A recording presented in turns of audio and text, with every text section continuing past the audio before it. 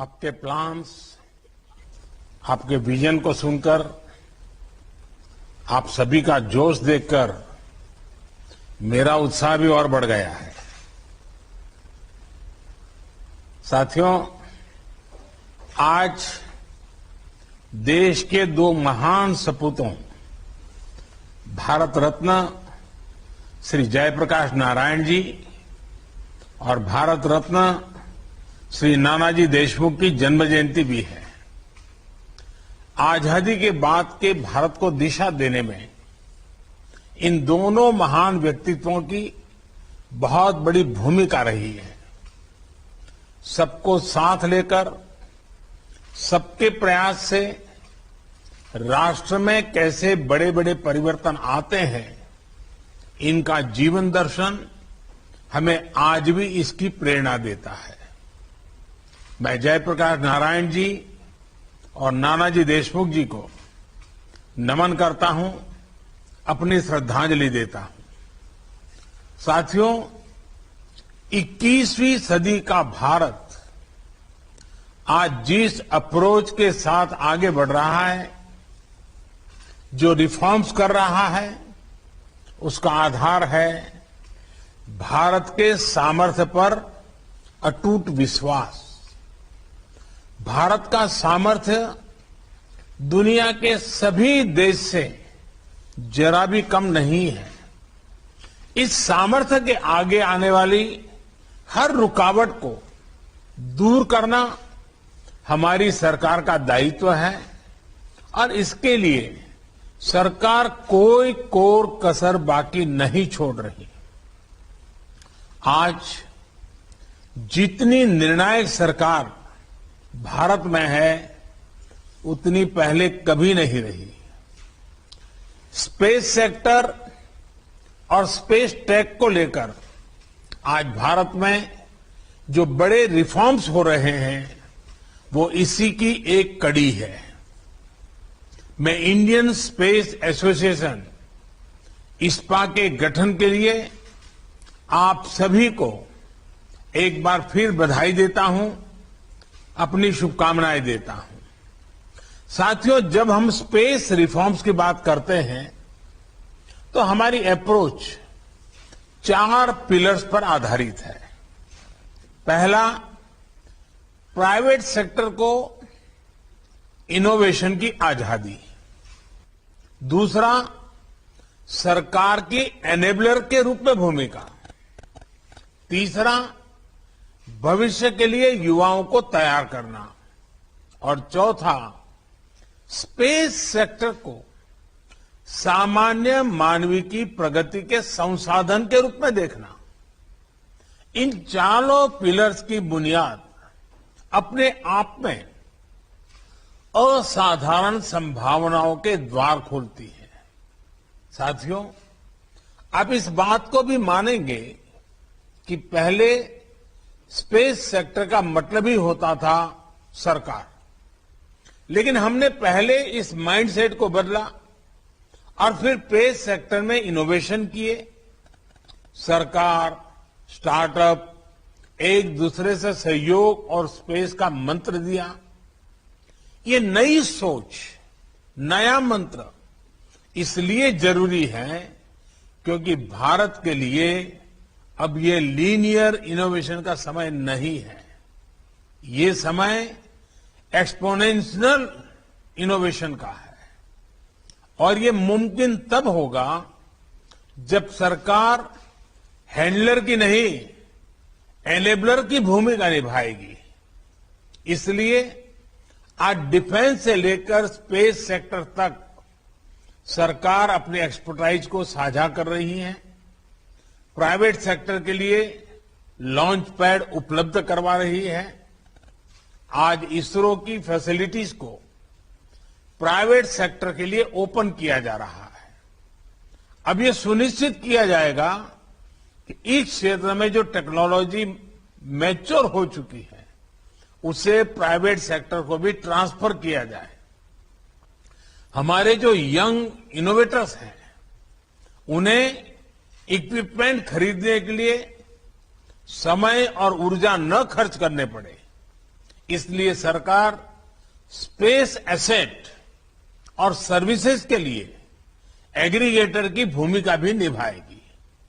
साथियों, private sector के participation को फैसिलिटेट करने के लिए देश ने इन स्पेस की स्थापना भी की है।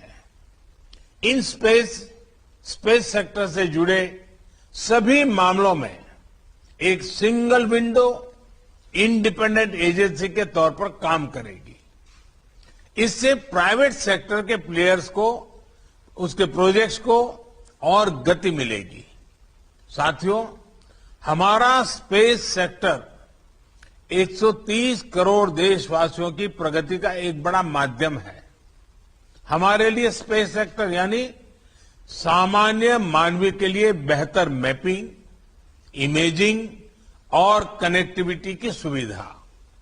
हमारे लिए स्पेस सेक्टर यानी एंटरप्रेन्योर्स के लिए शिपमेंट से लेकर डिलीवरी तक बेहतर स्पीड।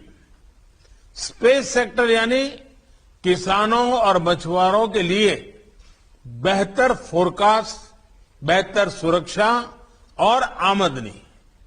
हमारे लिए स्पेस सेक्टर का मतलब इकोलॉजी की, पर्यावरण की बेहतर निगरानी, प्राकृतिक आपदाओं की सटीक भविष्यवाणी, हजारों लाखों लोगों के जीवन की रक्षा।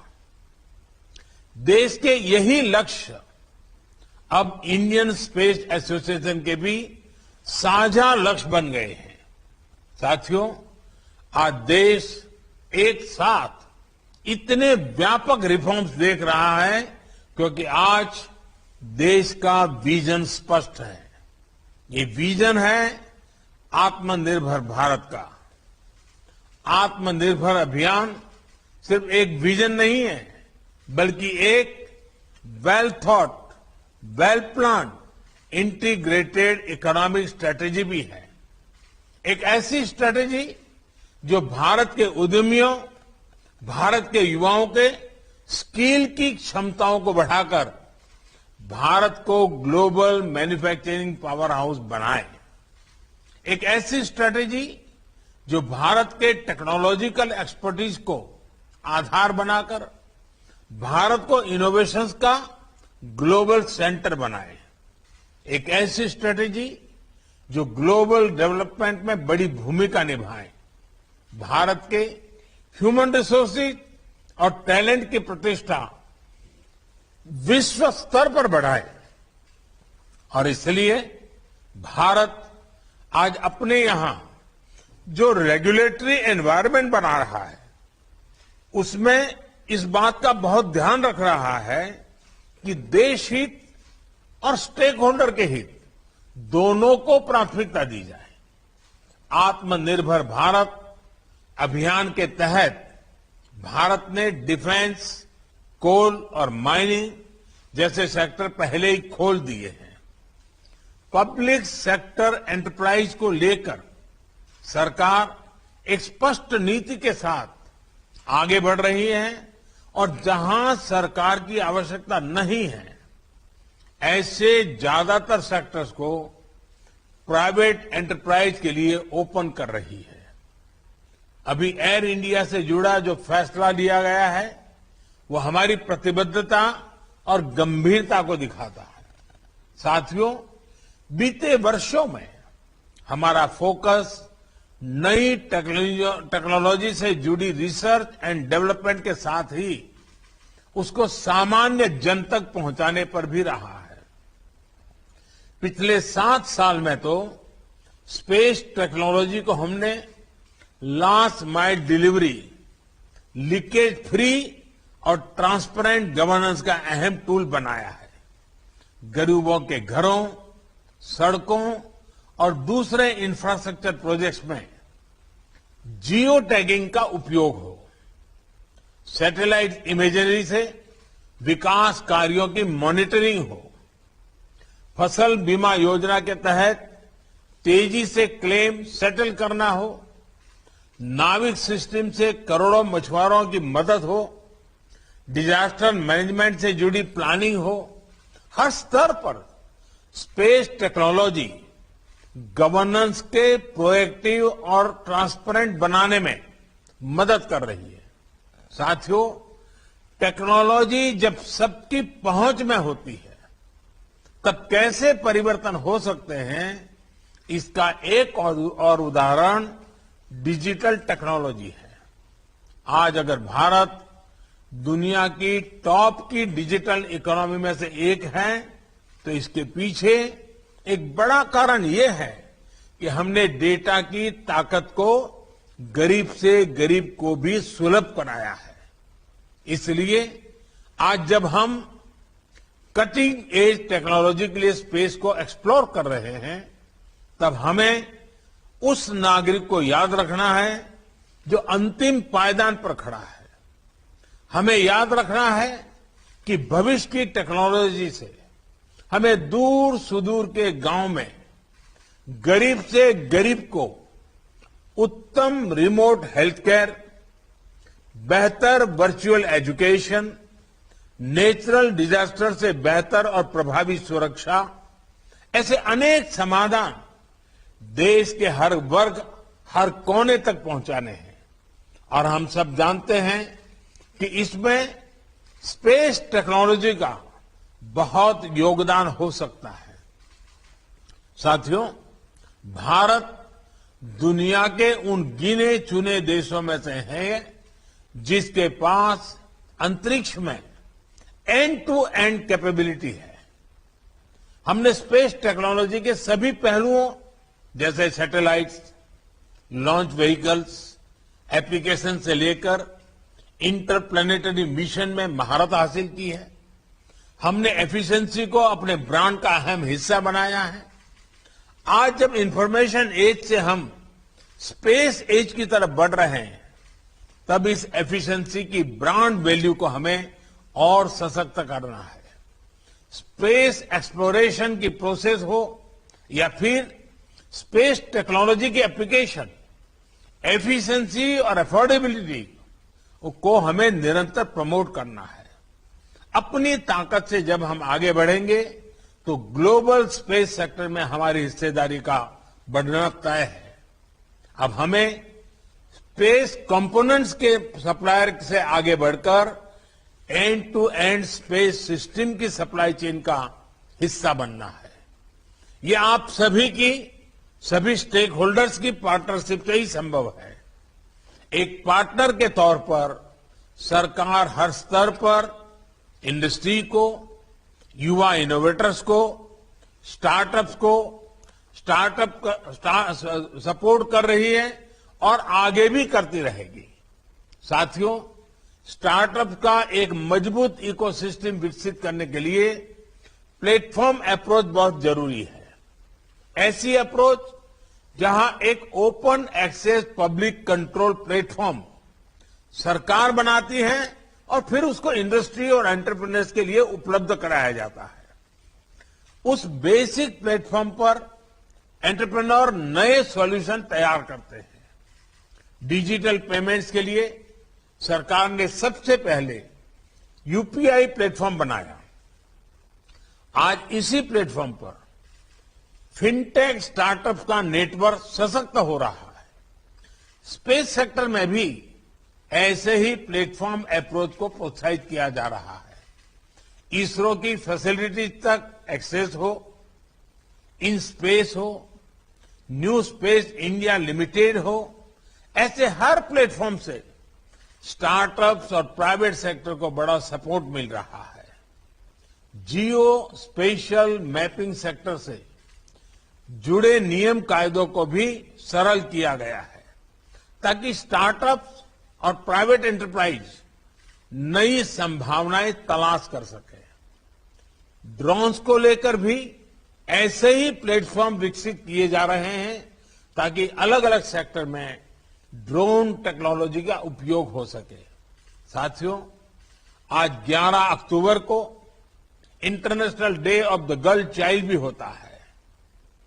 हम में से कौन भूल सकता है भारत के मार्स मिशन की वो तस्वीरें जब भारत की महिला वैज्ञानिक इस मिशन की सफलता का जश्न मना रही थी। मुझे विश्वास है स्पेस सेक्टर में हो रहे रिफॉर्म इस क्षेत्र में विमेन पार्टिसिपेशन को और ज्यादा बढ़ाएंगे। साथियों, आज यहां आप सभी साथियों के ने अन्य बातों को लेकर भी अपने सुझाव दिए हैं। आपके इनपुट्स और सजेशंस ऐसे समय में आए हैं जब स्पेस कॉम पॉलिसी और रिमोट सेंसिंग पॉलिसी को फाइनलाइज करने का काम आखिरी चरण में है। मुझे विश्वास है कि सभी स्टेक होल्डर्स के एक्टिव एंगेजमेंट से देश को एक बेहतर पॉलिसी बहुत जल्द ही मिलेगी। साथियों, आज हम जो निर्णय लेंगे, जो नीतिगत सुधार करेंगे, उनका प्रभाव आने वाली पीढ़ियों पर पड़ेगा, आने वाले 25 वर्षों पर पड़ेगा। हमने देखा है कि 20वीं सदी में स्पेस और स्पेस पर राज करने की प्रवृत्ति ने दुनिया के देशों को किस तरह विभाजित किया। अब 21वीं सदी में स्पेस दुनिया को जोड़ने में, यूनाइट करने में अहम भूमिका निभाए, ये भारत को सुनिश्चित करना होगा। जब भारत अपनी आजादी के 100 वर्ष मनाएगा तो भारत जिस ऊंचाई पर होगा उसमें आप सभी का, हम सभी का योगदान महत्वपूर्ण होगा। इस एहसास, इस दायित्व बोध, सेंस ऑफ रिस्पॉन्सिबिलिटी के साथ ही हमें आगे बढ़ना है। सबके प्रयास से ही जनहित और राष्ट्रहित में कटिंग एज टेक्नोलॉजी के लिए अंतरिक्ष की असीम संभावनाओं को हम नए आकाश तक लेकर जाएंगे। इसी विश्वास के साथ आपको बहुत बहुत शुभकामनाएं। धन्यवाद।